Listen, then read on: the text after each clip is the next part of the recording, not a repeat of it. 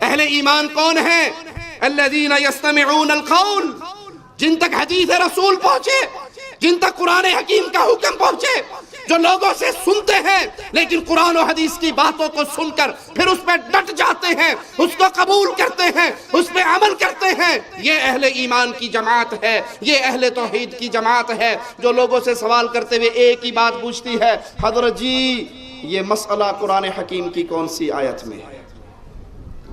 اہل توحید، اہل الحدیث، اہل السنہ والجماعہ کا منہج سیکھیے، پوچھئے جس سے مرضی، سنیے جس کو مرضی، شرط ہو کہ وہ اہل ایمان میں سے ہو، وہ اہل توحید میں سے ہو۔ اہل شرک اور اہل بدعات کی مجالس میں بیٹھ کے ان کے سامنے علم حاصل نہیں کیا جا سکتا۔ کیوں؟ یہ شرک کے دعات ہیں، یہ بدعات کے دعات ہیں۔ جو اللہ کے ساتھ مخلص نہیں ہے وہ آپ تک صحیح بات پہنچائے گا؟ جس نے اپنے اللہ کو نہیں پہچانا وہ آپ تک حق کی بات پہنچائے گا؟ لیکن اگر کسی سے سنے، اس کو روک کر پوچھے کہ بتائیے یہ کہاں لکھا ہے، یہ کس کتاب میں ہے، یہ قرآن حکیم کی کون سی آیت کا ترجمہ ہے، یہ پیارے حبیب کی کس حدیث کا ترجمہ ہے، آنکھیں بند کر کے پیچھے نہ چلیں۔ جیسے مولانا الیاس قادری صاحب اپنے مریدوں کو سمجھاتے ہوئے کہتے ہیں کہ ہم نے ابو حنیفہ رحمۃ اللہ علیہ کو پکڑ لیا ہے اور اپنے کانوں پہ ہاتھ رکھ لیا ہے، ہم بس اب کسی اور کو سننے کے لیے تیار نہیں ہیں، جو امام صاحب فرما دیں گے ہم وہی مان لیں گے۔ ہم کہتے ہیں یہ حق محمد الرسول اللہ کا ہے صلی اللہ علیہ وسلم۔ یہ بیکار ایسی باتوں میں آپ نہیں آیا کرو، اپنے کان بند ہیں۔ اعلی حضرت کے خلاف کوئی بولتا ہے کان بند، امام اعظم ابو حنیفہ کے خلاف کوئی بولتا ہے ہمارے کان بند ہیں، ہم بیرے سننے کے لیے۔ اولیاء کرام کے بارے میں کوئی کچھ بولتا ہے ہمارے کان بیرے ہیں۔ ہاں بالکل ایسے پکے ٹناٹن ہو جاؤ۔ میرے پاس ایک بار کوئی آدمی نے بات کی تھی، وہ کوئی اب یہ مسئلہ گہرا ہے، دیت کا مسئلہ، کہ اس پر فلاں نے ایک شخص ہے، اس نے مطلب وہ دعویٰ کیے، مطلب وہ اپنے دلائل دیے تھے کہ وہ دیت جو ہے وہ عورت کی آدھی نہیں پوری ہے۔ ایک گہرا مسئلہ ہے، لیکن ایک مسئلے میں سمجھو کہ امام اعظم ابو حنیفہ سے اس نے اختلاف کیا تھا۔ اب بھی وہ کر ہی رہا ہوگا، اس نے رجوع کا تو اس کا پتہ نہیں ہے۔ تو اس نے ایک عقیدت مند نے مجھ سے کہا کہ میں آپ کو اس کی کیسٹ دوں گا۔ اس نے 400 دلیل دی ہے اس پہ۔ میں نے کہا امام ابو حنیفہ رحمت اللہ تعالی علیہ کا جو موقف ہے، امام اعظم نے جو فرمایا اس کے رد میں 400 دلیلیں دی ہیں۔ بولا ہاں۔ تو میں نے یوں کیا، میں نے کہا میں امام ابو حنیفہ کا مقلد و حنفی ہوں، میں اپنے امام کے بارے میں کوئی دلیل سننے سے میرے کان بہرے ہیں، میں تمہاری کیسے نہیں سنتا، سنوں گا ہمارا ذرا وسوسے ہی آنے اور مجھے کیا کرنا ہے۔ اور میں نے وہ بسے ہک بوا پھڑتے مضبوطی دے نال پڑ، یک در گیر و محکم گیر، ایک دروازہ پکڑ مضبوطی کے ساتھ پکڑ۔ تو ہم نے الحمدللہ ثم الحمدللہ ایک اللہ کے سچے ولی امام احمد رضا خان کا دامن پکڑ لیا ہے، اور یہی ہم کو جنت میں لے جائیں گے انشاءاللہ۔ یہ بھی ٹھیک تو وہ بھی ٹھیک، ادھر بھی گئے ادھر بھی منہ مارا ادھر بھی ہاتھ مارا، نہیں ایک دروازہ پکڑ لیا۔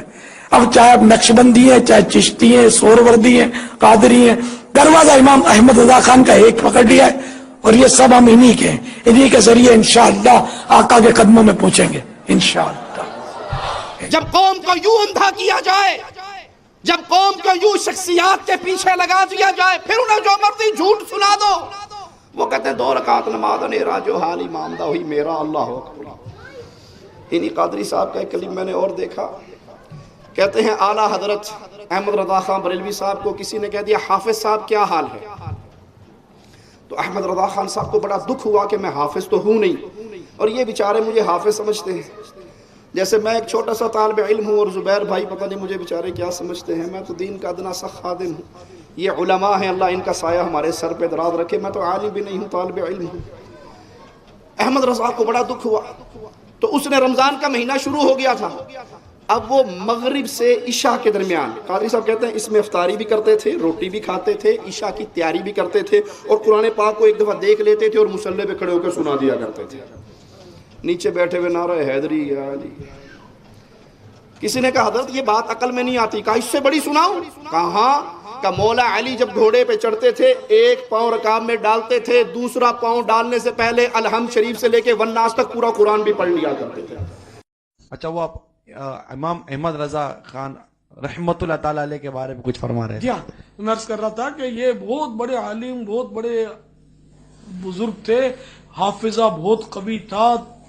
یعنی کہ آپ نے تو ایک بار کسی نے حافظ صاحب کہہ دیا آپ کو تو بس آپ کے دل پہ چوٹ لگی کہ یہ لوگ مجھے حافظ کہتے ہیں اور میں حافظ نہیں ہوں. یہ بیچارے مطلب خوش فہمی ہے ان کی. تو اس لیے آپ نے رمضان المبارک میں مغرب کی نماز کے بعد کھانے سے فارغ ہو کر تراویح سے پہلے ایک پارہ غور سے دیکھ لیتے آپ, اور اس طرح وہ آپ کو یاد ہو جاتا, اور ایک مہینے کے قلیل عرصے میں آپ نے پورا قرآن پاک یاد کر یہ مغرب سے عشاء کے درمیان کی بات کر کھانا بھی اس میں کھانا ہے, نماز کی تیاری بھی کرنی ہے, اور غور سے وہ پارہ بھی دیکھ لینا ہے. عقل نہیں مانتی ہیں بھائی, حضور عقل نہیں مانتی. معذرت کے ساتھ برا مت مانیے, عقل میری بھی نہیں مان رہی بالکل, آپ نے وجہ فرمایا. لیکن میں آپ کو بتاؤں کہ ایسی باتوں کرامت بولتے ہیں, جو ولی سے صادر ہو نا کرامت, تو کرامت وہی ہوتی ہے کہ جو عقل اس کو نہ عقل میں نہ آئے, یعنی کہ جو ایسا ناممکن ہو, عقلاً ناممکن ہو کہ ایسا کرنا. میں آپ کو اس سے بڑی بات بتاؤں, حضرت مولا مشکل کشا علی المرتضی کرم اللہ تعالی وجہہ الکریم جب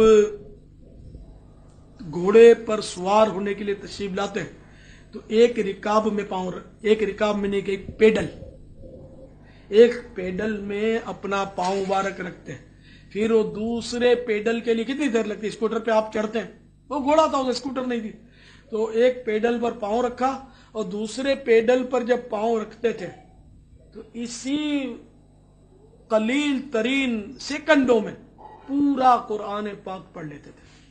یہ مولا مشکل جی کرامت ہے آپ کی, شیر خدا جن جی یا علی سبحان اللہ.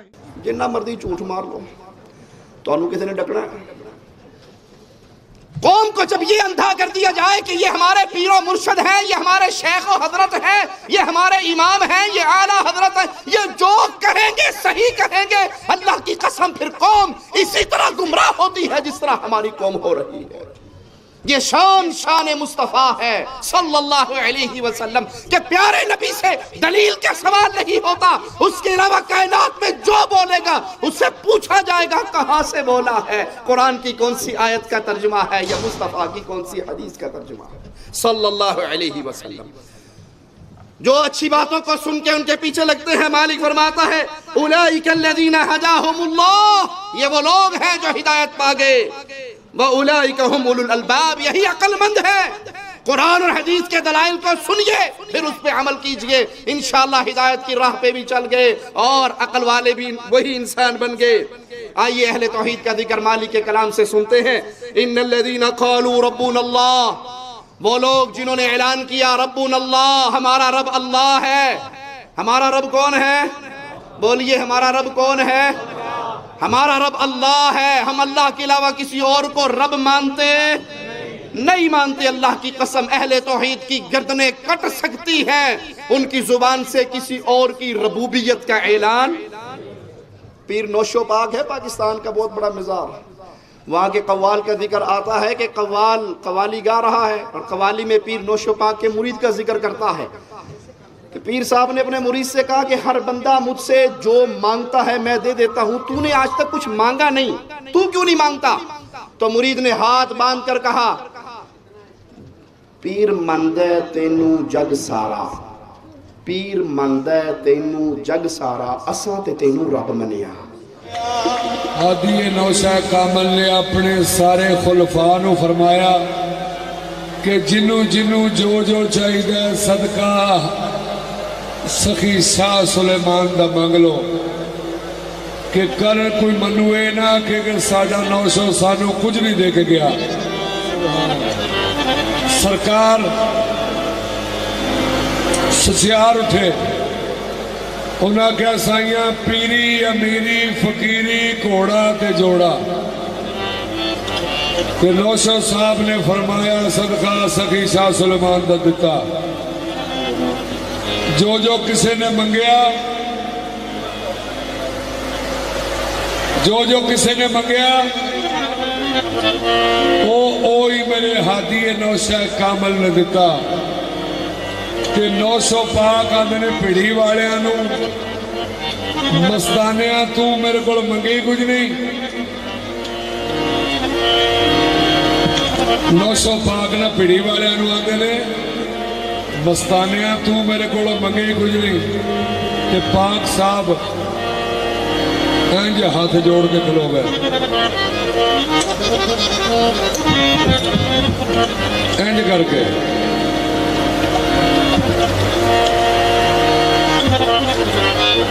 کے اپنے ہادی کامل جگہ کھلو گئے۔ کہ پاک صاحب نے کی فرمایا، پیر منگا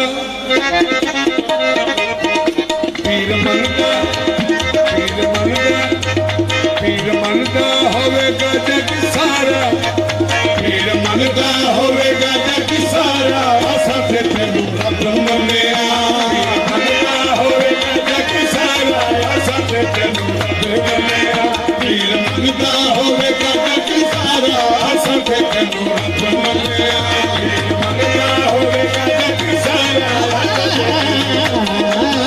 پیر منگا ہوئے گا جگ سارا، اساں تے تینوں رب منیا، پیر منگا ہوئے گا جگ سارا، اساں تے تینوں رب منیا۔